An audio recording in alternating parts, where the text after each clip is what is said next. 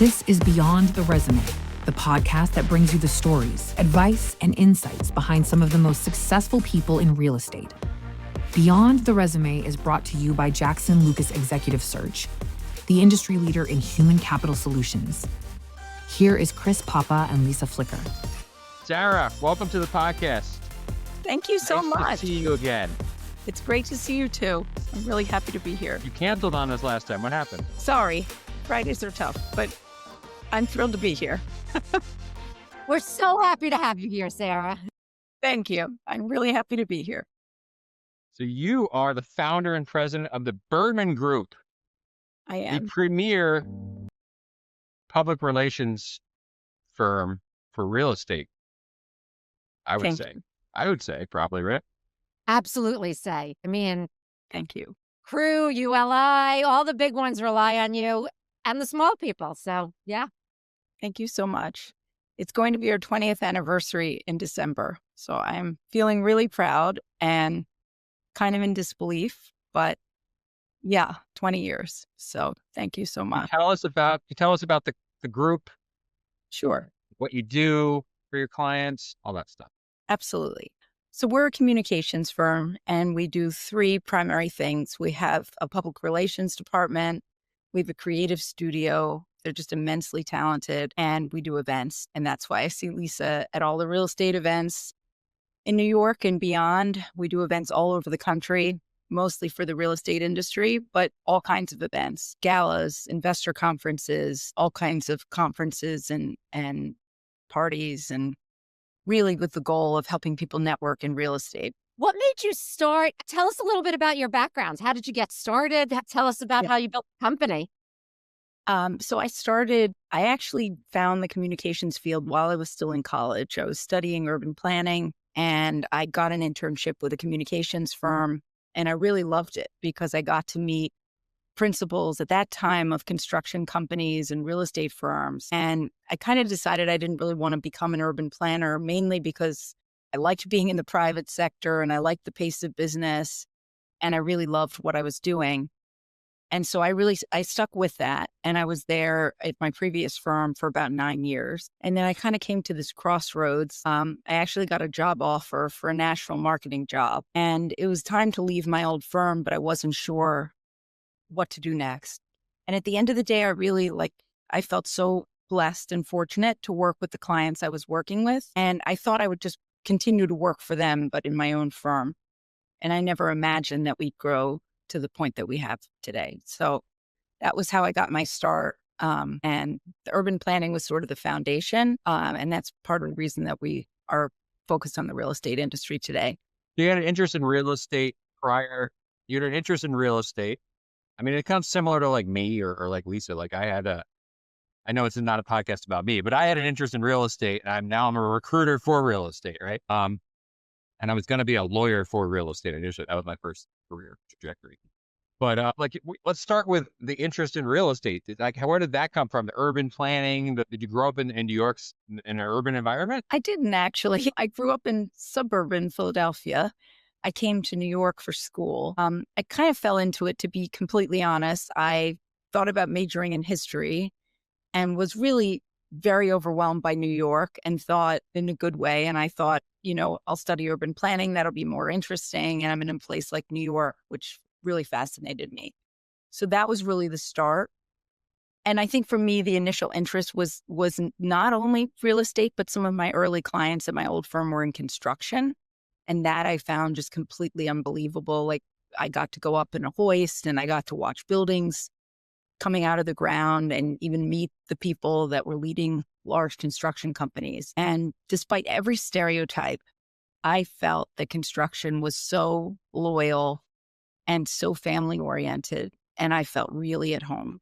And everyone would say, is your father in construction or do you have family in a union? And I would say, well, no. Are you from New York? No, but I really loved it. And I felt really fortunate to meet some of my early mentors and people who just took me under their wing because I was very interested in the field.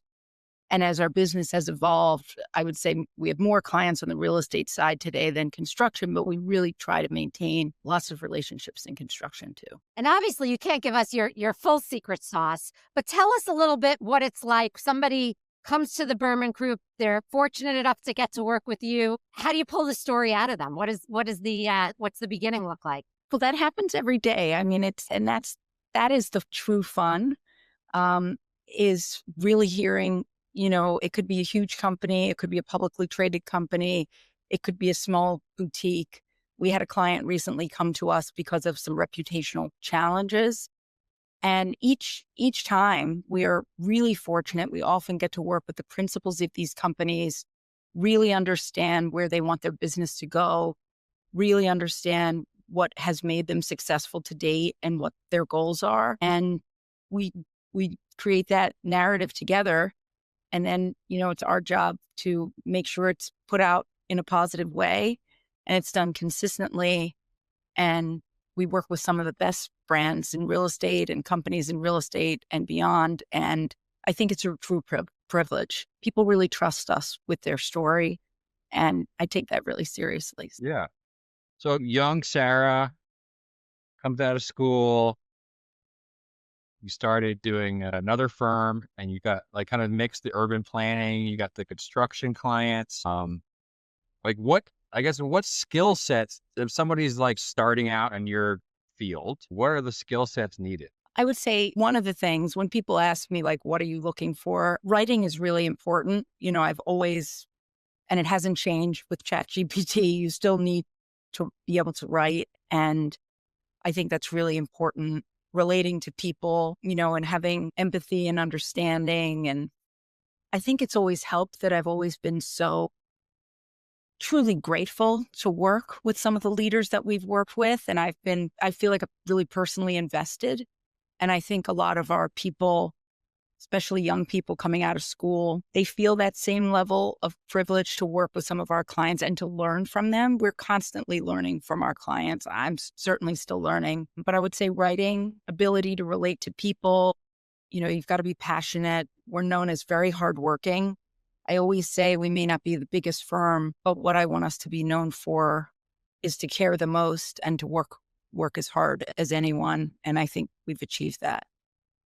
Yeah, I feel like you're known by all the firms that we work with like know you and like you're like a New York staple. Like, so you're young, you're doing this, you realize like there's a certain type of person that says, oh yeah, I'm just going to start my own firm. Like not many people have that risk tolerance. Like, what did you think But about? I wasn't that person. That's the funny thing. I really, in my mind, two of my dear friends today and mentors, were early clients. One of them, a man named Lou Coletti, who ran the Umbrella Association for the construction industry, took me under his wing, always asked me, hey, when are you going to start your own business? When are you going to do your own thing? And kind of thought he was crazy. But at the end of the day, I just thought I would continue to work with him because I really respected him. And I felt so fortunate to meet all these major construction leaders. And another dear friend, my friend Dawn Zanichelli, who was helping to run Cagney at that time, again, still a client, over 20 years later, 25 years later. I really wanted to continue to work for the two of them. And I thought maybe it'll just be me, or maybe it'll be me and a few other people. I'm learning so much. I'm getting exposure to the construction industry in New York. I thought this was just as good as it got. And I still believe that. But, I don't feel like I was that entrepreneur who always dreamed of starting out, starting a new venture. I think maybe I was a little naive about what it took, but it was the best decision I ever made. And I feel really fortunate to just love what I do. And like I said, 20 years later, I think I'm in a little bit of disbelief about how far we've come. That just fills me with a lot of pride. I love that. So I need to ask, you don't have to answer it if you don't want, but we're going to kind of try to make you answer it. Okay. You are so humble and so kind. And so, like, how does it work when you work with these construction folks? Because I feel like sometimes when they're getting tough on me, I pass them to Chris. I'm like, you know what? You have to just talk to Chris now. Like that, I can't anymore. So I'm wondering, how do you deal with it? That part, honestly. I mean, I feel like that's the sign of respect. I mean, I don't know. I mean, it's not just construction. It's brokers it's not just brokers and it's not just contractors. I think people who are tough, sometimes they know you're up for it. And I think, I have always felt like I need to be great because they're depending on me to be great. And I don't want to waste anyone's time. And I want to deliver. I think that's one of the things that maybe you feel the same way, like in a small, closely held business, my name is on the door. I've committed to do the right thing and to do the best thing for our clients. I love the tough talk and I love, when our clients push us and want to do more. I don't mind it. So you I love working with Russ's company. So you had the 2 clients to start, and then you just started like word of mouth, maybe like you got a couple more and you're like, oh my God, I got to hire somebody else to help me type of thing. Yeah. On day one, I had one other person. I had a designer who came with me from my old firm because I knew I could write and she could design. And so I figured, okay, there's lots of things we could do together as a pair very quickly. So that was the first day in business was December 19th, 2005. And then, by January, we needed a web developer. Clients were asking for websites. And so that was employee 3. And then by March, I hired another account executive because we had more work than I could do or manage myself. He ended up staying with us for 10 years. He was great and someone I still know in the industry. And we've grown by leaps and bounds ever since. Real estate and construction, like I started in this business in 2004, similar time frame. Was it just not a lot of folks doing what you did? And like real estate was becoming like this big asset class and all of a sudden you were the one doing it. That's kind of how I grew. Interesting point. Like, I don't even know yeah. Well, people would say, well, like, this is an interesting niche, like PR for construction. Like, who's doing that? And who even wants that? I mean, I feel like a lot of our early clients, we had to sort of educate them on why you would even need a marketing firm or a construction firm. I would hear, or marketing or PR firm in construction. They would say, well, it's a handshake business, Sarah. Like, I don't need any of that. I don't need a website. Do not, please. And I understood and I really did respect that. But I also saw like even some of the companies building the largest buildings like had very little as far as marketing strategy or collateral materials or press releases. And it was like, wow, but you're building these towers. And so that was a great niche. And I think in hindsight, had I decided to launch into beauty PR, fashion PR, something maybe more glamorous, I think we would have had maybe a different opportunity to be kind of the only one or one of the few doing what we were doing. And then even in real estate today, there is far more firms that focus on real estate than construction. We're still probably nationally known as probably the top firm doing construction PR because nobody else has really taken that on. But even in real estate, I think as we've grown and been able to work on every side of a real estate transaction with the owners, with the lenders, with the, other forms of, brokers or other parties, as we've learned, it's become even more and more specialized. Like how many firms really can say that they've worked with the biggest developers, the biggest, publicly traded brokerage firms, and that's helped differentiate us as well. And I have to imagine because this real estate industry is so insular and there are so many people, everybody knows everyone, that you're seeing what we're seeing, which is the real estate companies are really starting to institutionalize. So I don't know if you do this, but I feel like sometimes I will look to like, what are some bigger, more established firms outside of real estate doing, and then try to overlay that when we're building out teams, because I just feel like real estate tends to lag. Do you feel like, I imagine in PR, it's even more so. I think so. I mean, I think that's where the opportunity is actually, where they don't have a full marketing team in house, or they don't have a full PR strategy, and we can really help. And so, yes, I agree with that. I think other industries, in some cases, and not all cases, maybe are a little more advanced in that area, but that's where we could fill the gap, and it makes us even more valuable. But I agree. How do you go about getting clients now? Like, I mean, a lot of your business, I imagine, is your reputation and like they want to work with Sarah. And, I mean, you have huge clients in this space. I'm sure there's a lot of folks gunning for those same clients or trying to like, knock you out of the pole position. I guess, what is your approach to client development, maintaining client, all that stuff? A lot of our business is referrals. And like you said, we've been very lucky because 20 years is a long time at this point, and our reputation has grown. I think the events are really helpful to us as a small company to be in front of large audiences night after night, year after year. I think that has done a great deal for us. I mean, Lisa, you said it. Even though the real estate industry across the country is a very big industry, in some ways it's not, and it's a small industry, and word of mouth travels quickly.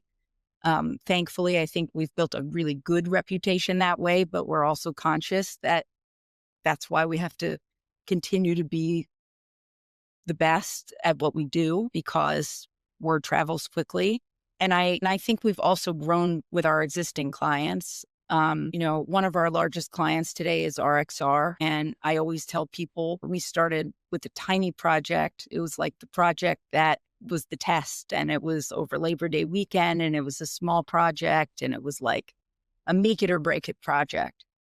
And today, we work in so many areas throughout that amazing company. We have so many advocates at a big firm like RXR, and it's such a privilege. That's how we keep learning, because they're doing so many cutting edge things.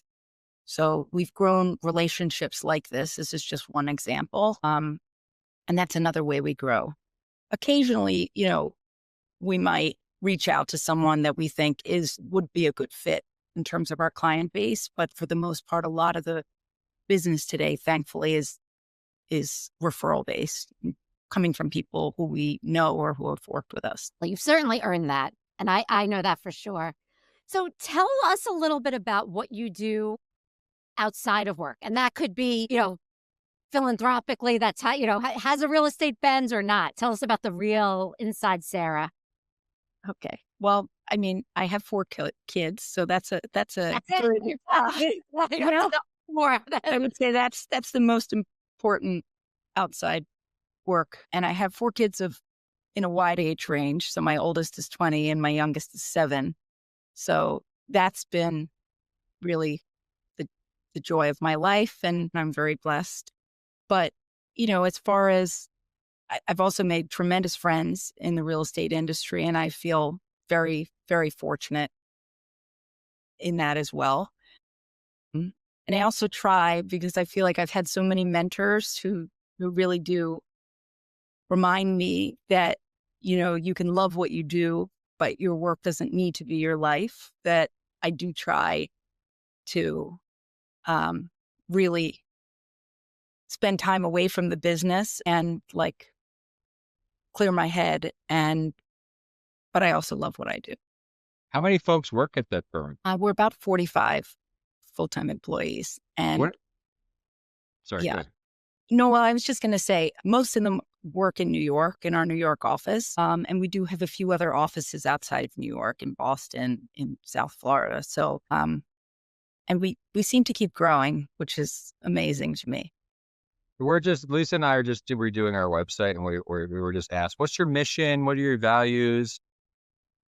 I mean, we should maybe ask you all this offline, what they should be for us. Like, well, we need someone to write this. We need someone to write that story for us. Okay, I could do that. You're right. ChatGPT can't do that. Right. Yeah, we actually do have values and a vision. So what are your kind of the values? Like you're in charge of essentially 40 plus people, the whole company, and then you have to manage the clients as well. Lisa and I know how that is. Like, how do you do that? What is your style? What is your you need to have I think there needs to be a mission statement for both, right? How do you Right. gotta adhere to like a certain belief system? I do. I think I do. Well, I guess I would first say, um, I'm very lucky because over the past few years, I feel like in addition to me trying to manage all the people, I hired a chief of staff, Philip Ramirez, 2 years ago. And that's been a game changer. It's been amazing. I have also found and am so blessed to work with two amazing creative directors who manage our studio, which keeps growing, which our creative studio, Paul Dunn, Ashley Baker.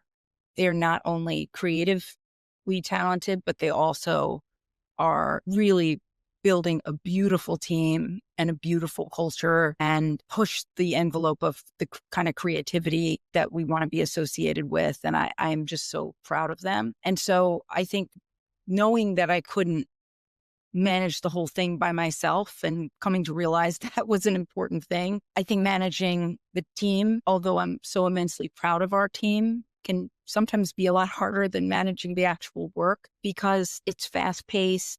Events can be exhausting. We're more spread out than we were ever before. I want us to have a really positive culture. I know everyone on our team works very hard and I want to make sure everyone remains motivated. So I feel like that can be really the toughest part.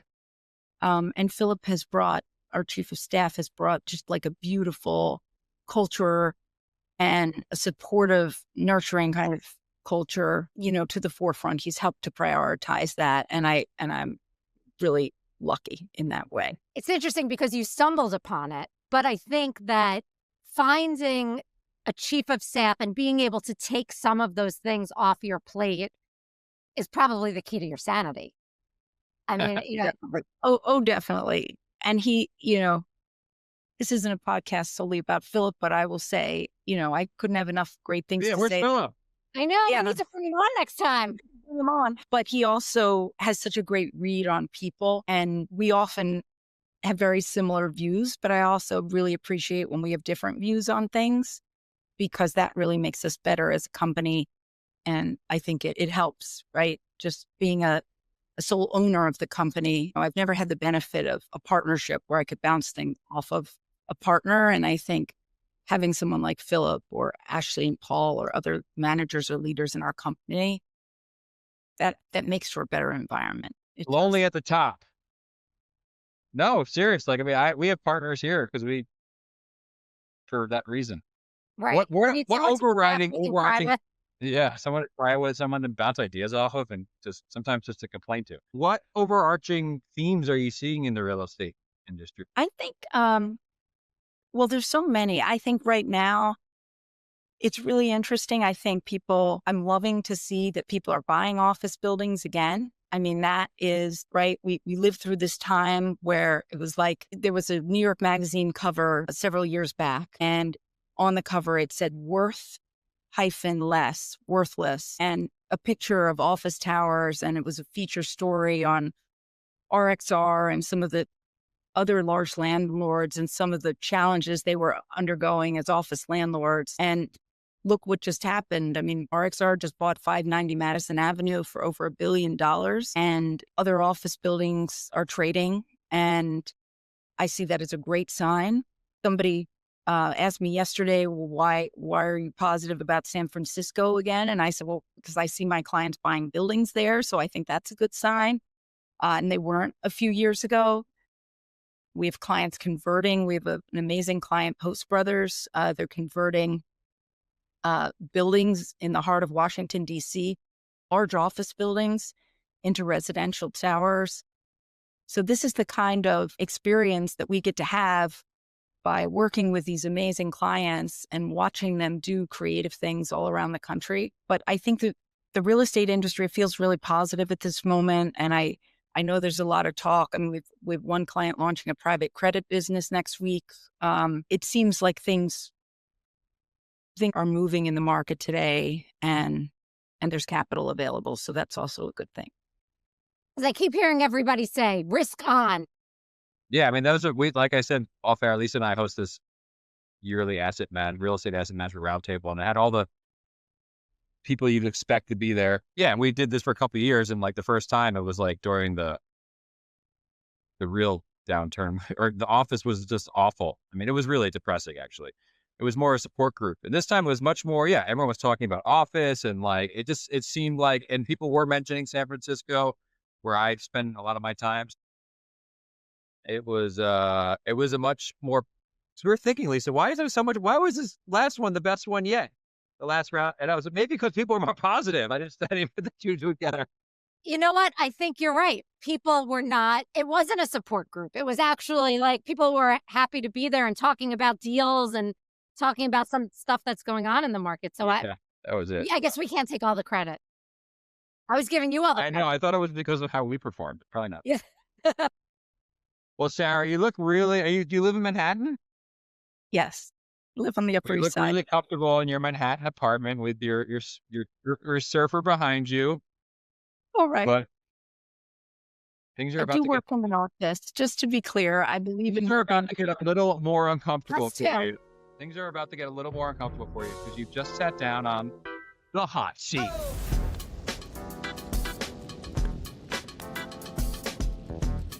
Okay. Wow. I'm ready. You ready? I think Good thing you are got something. absolutely ready for Good it. thing you're not wearing a jacket like Lisa, because she would be sweating right now. Seriously. So we'll start you off easy, Sarah.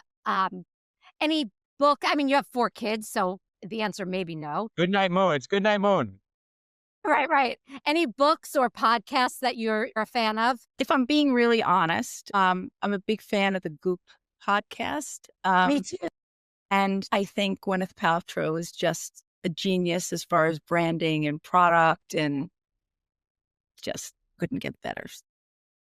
She is. Yeah, like she was this actor, and now she's like a brand ambassador.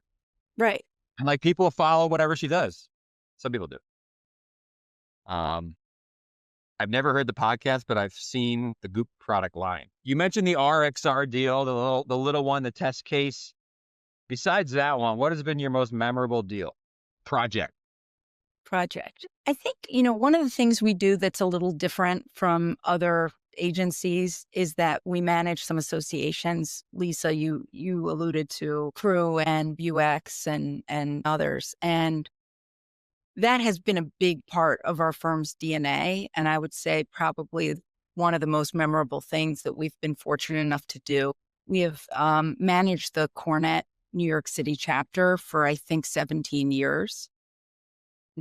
Part of the reason, and the Real Estate Lenders Association for, I think, about maybe 16 years. And when we started with both groups, it was like 2007, 2008. The industry was really in bad shape. People were looking for jobs. I realized like we weren't going to do much advertising for private companies because nobody seemed to have any money. And I thought, if we could do events for these associations and help them with a newsletter or some communications, I think we could run these groups.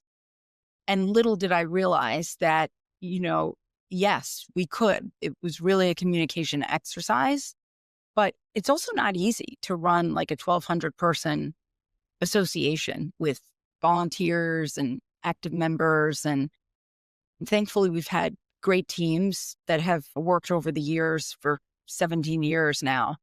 But I think also the people that we've encountered in these groups and gotten close to and really looked up to, have become like mentors to not just me, but our team members. And I think that's been probably some of the most memorable work. I was at the WX Gala on Thursday, an event that we've produced for, I think, 13 or 14 years. And I'm as in awe as if I've been there, as if I've never been there before. And, being able to work with women like that is a gift, and we're really lucky. So Weren't you there, Lisa, or no? Were you there? It was for a little bit, but I'll tell you what's fascinating to me, and I love the WX Gala. And by the way, I think that one gets better and better every year too. it does. Yeah.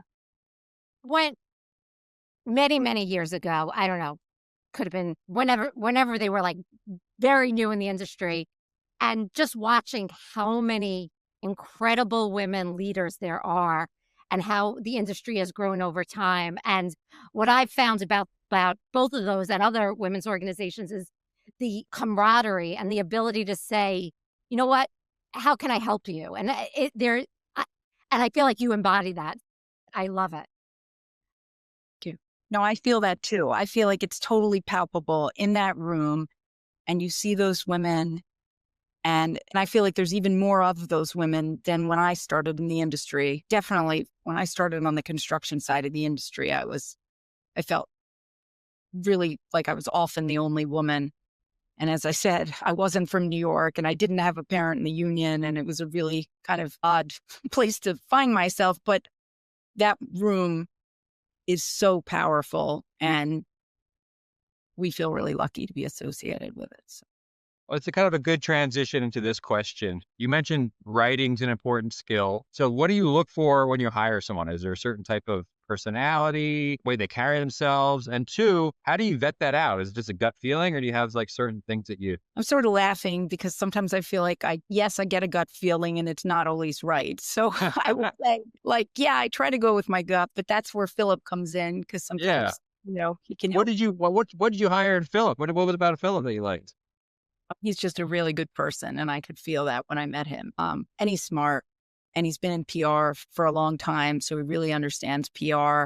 We also have different backgrounds. He has a much more residential hospitality background than I do. And I thought that was very complimentary. But as far as like, what do we look for? You said, what is the personality? How do they carry themselves? And I think that really does matter in what we do, especially at events. Like I always tell my team, I mean, of course you have to manage logistics and do it really well. And you can't, you have to run the event in a very tight and precise way.